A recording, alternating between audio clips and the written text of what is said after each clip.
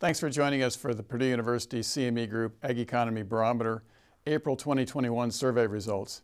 I'm Jim Mintert, Director of the Purdue Center for Commercial Agriculture, and I want to share with you the results from the April survey that we just recently completed.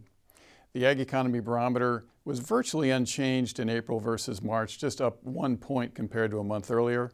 However, when you look under the hood, the index of current conditions did decline 7 points this month, while the index of future expectations actually rose 5 points to a reading of 169. The Farm Financial Performance Index was up substantially compared to last month to a reading of 138 versus 125 a month earlier.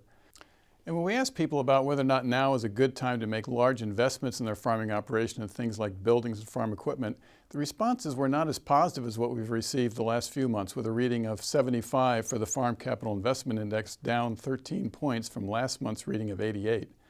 However, when we followed up and asked more specifically about farmers' plans for making farm machinery purchases, they were a little more optimistic this month, with 14% saying that they expect to have higher farm machinery purchases in the upcoming year than they did a year ago, and that's up from 11% last month and 9% saying that just 2 months ago. Farmers remain very bullish about farmland values. The short-term farmland value expectation index rose to a reading of 159 versus 148. That's another new record high for that index. The longer-term farmland expectation index, though, was actually a bit softer. So when we asked people about their expectations over the next 5 years, they were not quite as optimistic, and that index actually declined to a reading of 148 versus 157. The contrast between those two indices suggests that maybe farmers are not convinced that the rapid rise in farmland values we've seen recently is sustainable over the longer run. With all the tax policy considerations being discussed in Washington these days, we thought it would be useful to learn more about ag producers' perspectives on tax policy.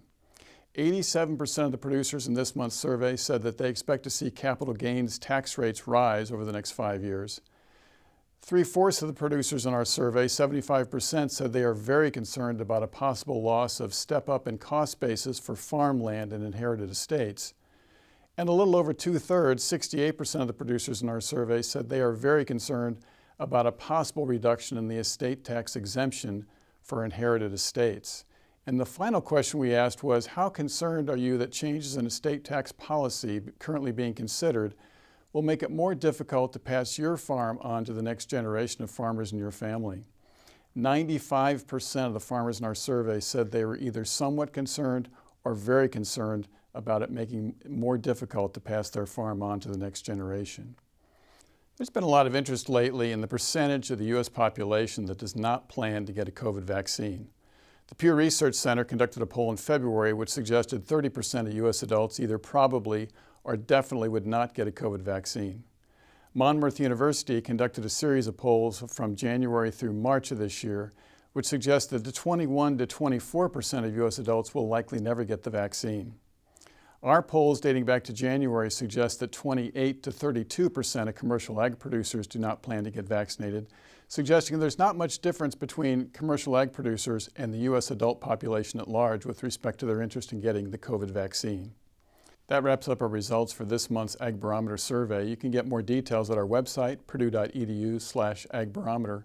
And you can also join us for our upcoming Corn and Soybean Outlook webinar, which will be held on Friday, May 14th at 12:30 p.m. Eastern Daylight Time. More details at our website for the Commercial Ag Center at purdue.edu/commercialag.